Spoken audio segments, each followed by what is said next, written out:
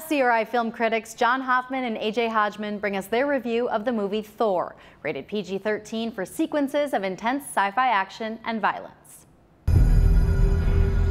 Thor is next in line for the throne, but the plot thickens. You're unworthy! Father. I now take from you your power!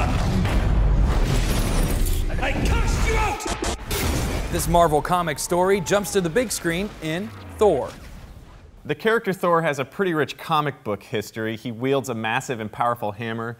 And unfortunately, AJ, that's pretty much all I know about the history of Thor's character. Well, and I don't know much more than that, John, but I do know that the hammer helps Thor fly, fights off his enemies, and it's the main source for all his power. But even if you didn't know all that stuff, you'll still be able to follow along. But who are you, really?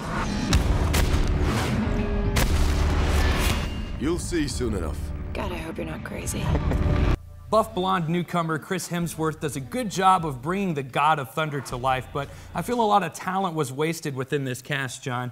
Natalie Portman plays the love interest, and she sticks out like a sore thumb. She's almost too good for this role. And then there's Hurt Locker star Jeremy Renner, who I think is great, but he's on screen for less than 3 minutes, and he doesn't really do anything. I thought the visual effects of Thor were great, probably the best part of the movie. Everything else within it kind of felt like filler and was just leading up to the next action scene or possibly even the next Marvel comic movie. Yeah, that's definitely right. This movie's made to set up the Avengers, which comes out next summer. Thor is not one of my favorite comic book films, and I'm sure the die-hard fans of Thor will have more problems than I do with the movie, but my eyes enjoyed it, and I say there's enough special effects and action to rate it worth the price of admission.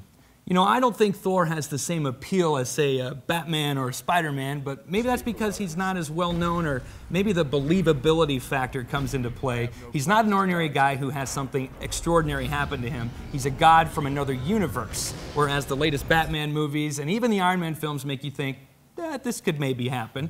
I like the visuals and action, but I think Thor could have stayed in his own universe and I'd be just fine.